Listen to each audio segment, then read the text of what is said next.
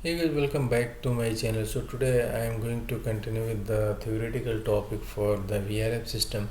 So in my previous tutorials I have completed the split air conditioning and centralized as well as the multi-split system. So today I am going to explain you guys the VRF system. So before I start this video, I would like to request you all guys, if you are still not subscribed my channel, please do subscribing Success Engineering Official.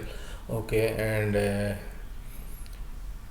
also you have to hit the bell icon so that whenever I upload any video you will get the notification of my video. So let us continue this topic, which is VRF variable refrigerant flow DX system. So the terms variable refrigerant flow refer to the ability of system to control the amount of refrigerant flowing to the multiple evaporator or multiple indoor, you can say, enabling to use of many evaporators of different capacity and configuration connected to a single condensing unit. For example, let us look here the VRF system image. I will show you here. Now this is the multiple. Okay, so VRF. Here you can type the VRF system image.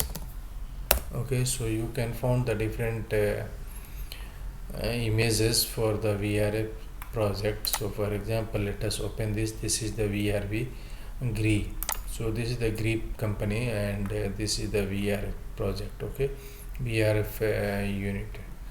So you can open any one of the images. So in this VRF project, the one indoor, the multiple indoor is connected with a single outdoor unit.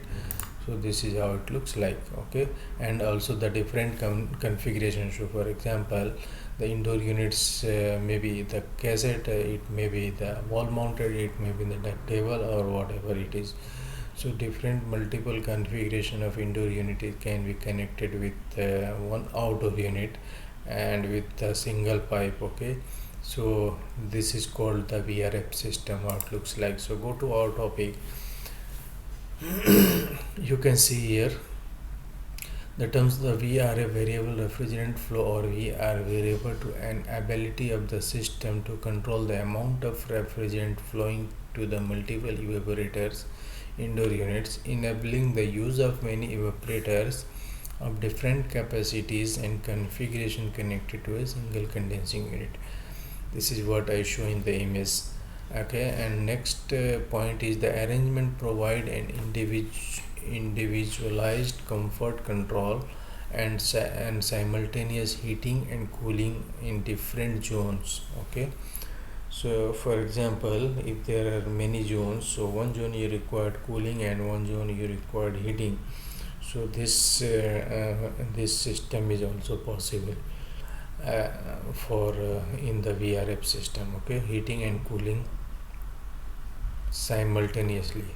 Okay, so adjust the cooling and heating by adjusting the refrigerant flow and speed of the compressor. Inverter compressor is used in this VRF air conditioning system based on demand. Okay, so based on demand, the cooling and heating and the adjusting the refrigerant flow and speed of the compressor. Indoor units can be used in different modes or different temperature. So indoor unit can be used different mode. If you want the cooling, you can set the indoor units in cooling mode. If you want heating, you can set the indoor unit in heating mode. Can be provide number of zones, okay. So here is the some examples for the VRV system. So here you can see the outdoor unit and here is different indoor units connected to the piping system. Okay, so indoor unit and outdoor unit, and this VRF system is mostly used for the office project or hotel project. Okay, Here are some examples given. If the unit is running at 100% demand, 100% cooling demand, what will be the effect of the compressor? So here you can see this is the condenser, and this is the compressor at high speed. You can see this is the 3 star, okay, inverter type. So the indoor unit is running. The indoor unit is at 100% cooling demand, okay, and this is the outdoor unit. So if the demand is 50%, how it looks like? So here is the compressor is running at 50% load. That means the power consumption is less, okay, speed of the compressor is less and the power is less. Here is the VRF system. Why is the inverter? So inverter, the compare to the common on-off control compressor, and inverter compressor is able to run the proper revolution, that means the hertz, in order to provide the best efficiency and reduce the power consumption, okay.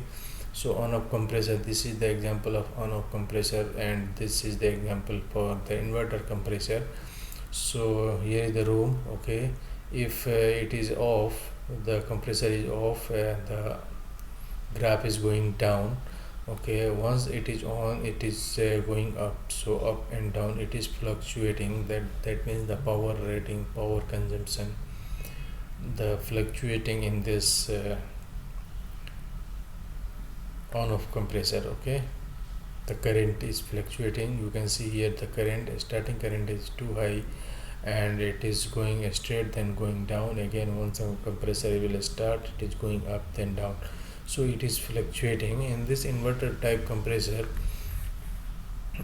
starting current is no starting current, and once the compressor is started, it will take some power and then it is going smooth down. You can see the graph is going straight. That means there is no fluctuation of the current in this inverter compressor, okay. So indoor unit capacity control. So indoor unit is controlled by electronic expansion valve. You can see the electronic expansion valve. So indoor unit is individually controlled by LAV,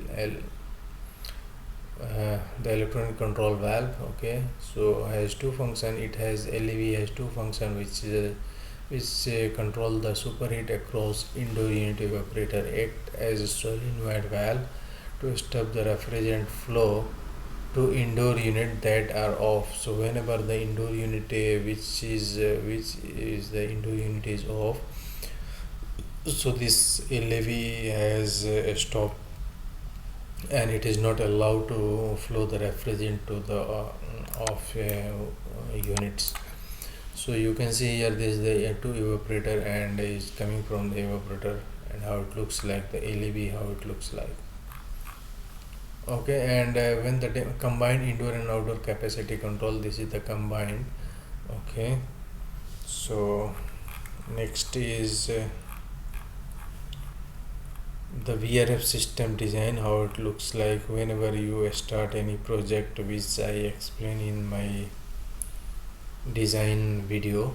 You can see here the one outdoor unit, and here is the two zone, which is the ground floor, okay, and here is the first floor. So one outdoor is connected to my last point I told, the you have to divide the system into the zone.